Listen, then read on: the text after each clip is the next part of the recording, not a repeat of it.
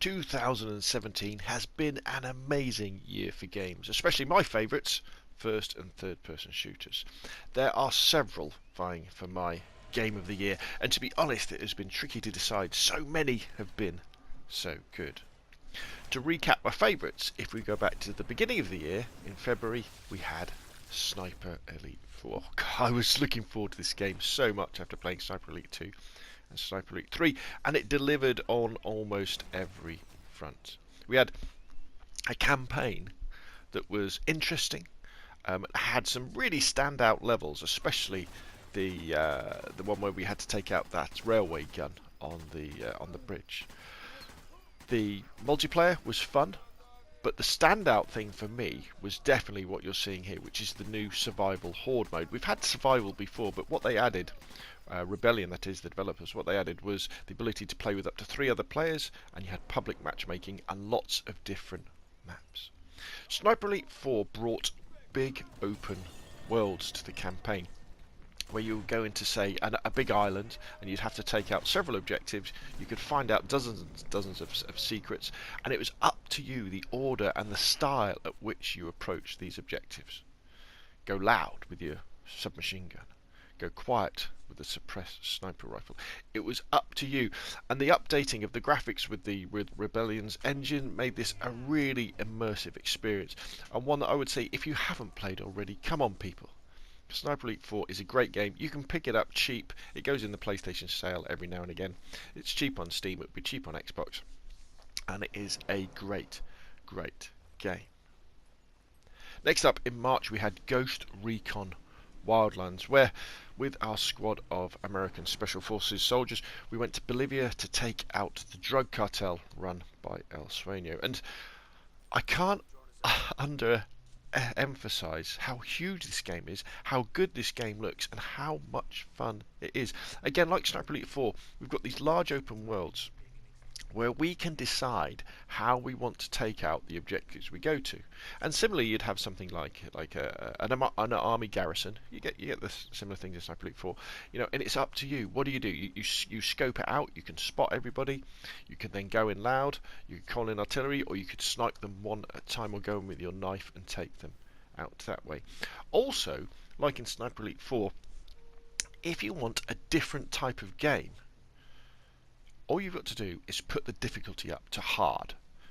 Because as soon as you put Ghost Recon Wildlands up to hard, or Sniper Elite up to hard, their hardest settings, all of a sudden you lose things like the ability to spot, you lose things like your mini-map, and the games are totally different. Where once, you can jaunt around having a look and think, right, I'm going to do this, do that, instead you're crawling on your belly, using your sniper rifle, you're sweating because you think you're going to be detected, and you have this immersive experience that is very, very different and much, much slower than the normal games, but is definitely worth giving a go. So again, Ghost Recon Wildlands, if you haven't checked it out already, come on. It is an amazing game. Now, in April, we had Sniper Ghost Warrior 3. Now, whoa, you're probably saying, didn't that game come out to bad reviews? It did. And I think people have been very, very unfair to Sniper Ghost Warrior 3. Sure, it does have some problems. It has horrendous loading times when you boot into it. It does crash every now and again. It does have some rather odd controller lag where you've got to press buttons twice on your controller every now and again. The story takes a few interesting turns, but the mechanics of Sniper Ghost Warrior 3, the engine that they have created, is great. It's up there with Ghost Recon Wildlands and Sniper Elite 4. The sniping mechanic, and again it can be a situation where there's a building and you need to take out some enemies, is very, very good. The assault rifle mechanic as well is excellent when you're going in close, as is the melee and the the suppressed pistol mechanic. In fact, I would say, because it's a first-person shooter, Sniper Ghost Warrior 3 can often be more immersive than the likes of Ghost Recon Wildlands or Sniper Elite 4, because you don't have, you're not looking at your character. You can't see around corners in the same way you can in Ghost Recon and Sniper Elite 4. And it goes very, very cheap in the sales, so I would say definitely check out Sniper Ghost Warrior 3. I enjoy it immensely when I'm playing. I think it's one of those hidden gems that the majority of the standard gaming press, they often ignore these games like Sniper Elite, Ghost Recon, Ghost Warrior 3 and Call of Duty and Battlefield as well, because you know, they're not into shooters. They're into different games. They're into Nintendo games. They're into platformers. You know, where I don't know about you, but I love my shooters, and these are great shooters. In September, we had the Joker in the pack. We had Fortnite's Battle Royale mode. Now, Fortnite had been out for a while, and was a zombie horde survival game. And then the developer Epic, you could say they were copying PlayerUnknown's Battlegrounds, released their Battle Royale, but everybody was a bit skeptical at the time, saying, oh, you know, this is just a copy, it's cartoony graphics, it can't be anywhere near as good as PUBG. But I tell you what, it ran and does run incredibly smoothly even on the PlayStation 4, and it is a 100-person player versus player, last man standing, free-for-all, that will give you a gaming experience like you've never had when you get into that top 10. I mean, I was very lucky to get in early on Battle Royale on Fortnite and got quite a few wins in. But that feeling when you get in the top 3, when you're about to win and your palms are going sweaty and you're trying to concentrate and you're thinking, oh, I've just invested 20 minutes of my time running around picking up guns, picking up equipment, picking up potions, that sort of thing.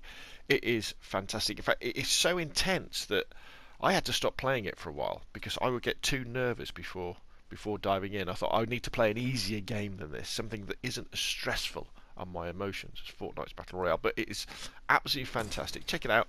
It's free. It runs smoother than PUBG, and I think maybe if they really do some fun things with Fortnite's Battle Royale, like bring in the 50 versus 50 mode again, or even bring in some objective gameplay. You know, you could have 100 people, break it down into squads of 4, getting objectives, or squads of 20, and you could have something that is very similar to Battlefield as well. In November, we had Call of Duty World War II, which has been a solid Call of Duty release. We've gone back to boots on the ground gameplay. We've got a campaign that is fun. I've played all the way through it. The story is very much like Save It Private Ryan sort of style story. The graphics are good. The zombies, I've had lots of fun playing with the zombies. And the multiplayer is good, solid Call of Duty. If you like Call of Duty, you will like Call of Duty World War II. Sure, it's still very, very twitchy. It still rewards people who are running around with SMGs and doing swan dives and jumping around corners and all that sort of stuff. But if you enjoy Call of Duty and you're willing to put the time in to learn the mechanics and get your Twitch skills back up to speed, you will like Call of Duty World War II. It is a very, very good game. As are all of these. They're all worthy to be in any shooter fan's collection. And I think they show a maturing of the genre that is very exciting. You've got open worlds, you've got decent progression systems, you've got some interesting stories, and a variety of different gameplays and different modes. And I think it promises that shooters have still got plenty of life left in them and will have plenty to look forward to in 2018. Now, the concept of having a game of the year that just includes games released this year is becoming more problematic, as games often release in a less than ideal state, and then with continued support from developers they get better and better. And I'd include the excellent Rainbow Six Siege from 2015 and The Division from 2016 in this category. I bring up these two games because my game of the year wasn't strictly a 2017 release. The base game came out in 2016, and you probably guess what it is now, but the expansion that I think has been the standout part of the game has been released in March of 2017. I am, of course, talking about They Shall Not Pass, the first full expansion for Battlefield 1, and this expansion is my game of the year. Now, I know it's quite a long time ago, but what made They Shall Not Pass special and elevated Battlefield 1 to even greater heights was two things.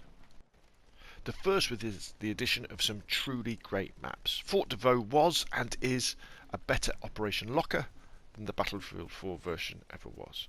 Fighting in the poppy-strewn abandoned battlefields of Rupture gave me some truly emotional moments. Manning an LMG in a bunker, firing at the enemy through the little red flowers that were blowing side to side in the wind. The fight back and forth through the towns on Soissons before taking the hill at D and pushing through to the chateau were breathtaking, as were the titanic battles we had across the burning trenches of Verdun Heights. The icing on the cake, though, had to be the addition of the new Frontlines game mode.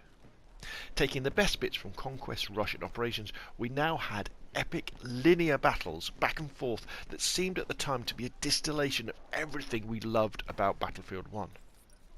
At release, there was no time limit for frontline battles, and after epic, I think we had a 2-hour battle once, I had no hesitation to consider calling it my favourite game of Battlefield ever, even though we lost. Since then, a time limit has been added, but Frontlines, which is being added to lots of the other maps, is still a firm favourite of mine for pure Battlefield action, where everything is about playing the objective, close infantry battles, and pushing the enemy off the map.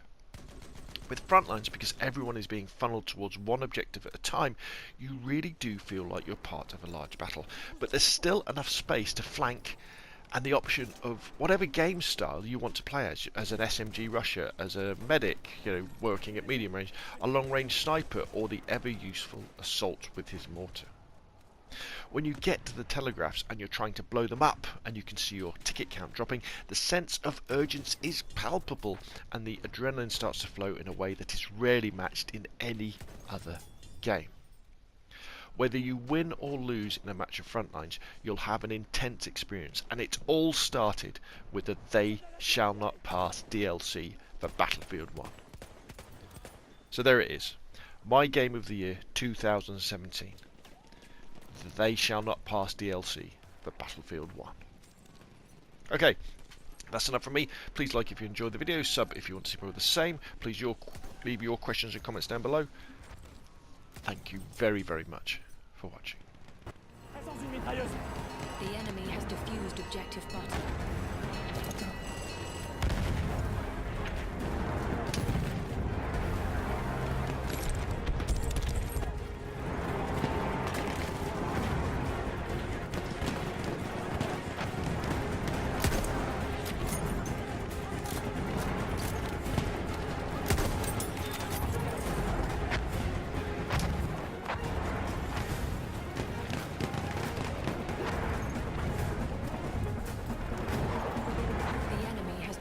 Objective butter.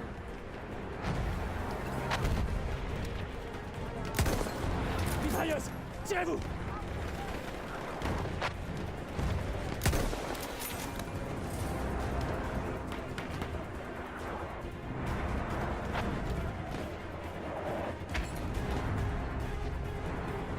C'est un soldat d'assaut ennemi!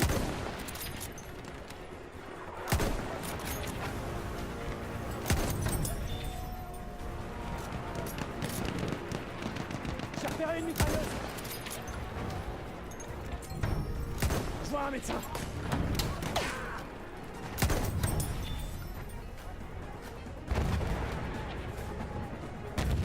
J'ai un soldat d'assaut en vue.